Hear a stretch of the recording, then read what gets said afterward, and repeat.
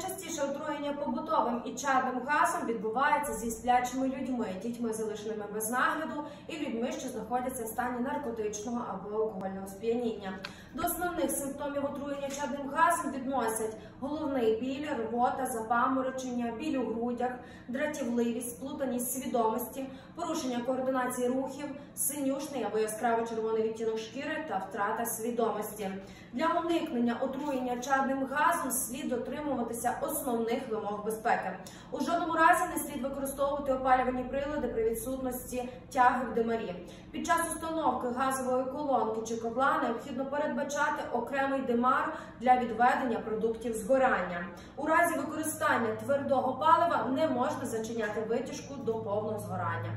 Під час сильного вітру, дощу, туману в димовому каналі може виникнути зворотня тяга, внаслідок чого продукт згорання газу залишається в приміщенні.